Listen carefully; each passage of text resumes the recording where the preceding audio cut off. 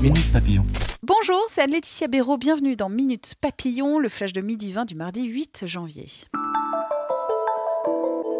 Taxe d'habitation, finalement, la suppression de cet impôt, ce sera pour tout le monde, même pour les plus riches.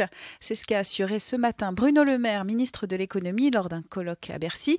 Il y a 3 jours, il se montrait pourtant favorable à un maintien de la taxe d'habitation pour les 20% de ménages les plus aisés.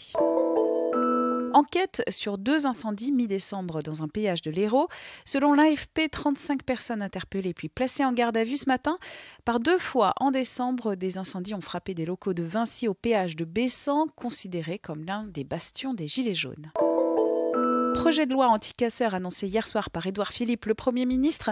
Un fichier administratif pourrait menacer les libertés publiques, avertit Mathieu Zadkowski auprès de 20 minutes. Ce chercheur associé au Centre de recherche sociologique sur le droit et les institutions pénales précise que s'il s'agit d'un fichier administratif, il n'y a pas de procès, pas d'établissement de la preuve ni d'opportunité de se défendre. Son interview à retrouver sur 20 minutes. La proportion de jeunes Français de 18 à 24 ans couverts par une complémentaire santé a nettement diminué l'année dernière. C'est la conclusion pas très optimiste du baromètre annuel du cabinet EPSI pour la Fédération nationale indépendante des mutuelles. Seuls 66% des 18-24 ans déclarent être couverts par une assurance complémentaire, contre 75% en 2017 et 79% en 2016. Selon la Fédération, cette évolution est certainement l'expression à la fois des difficultés économiques et la défiance envers la protection sociale collective.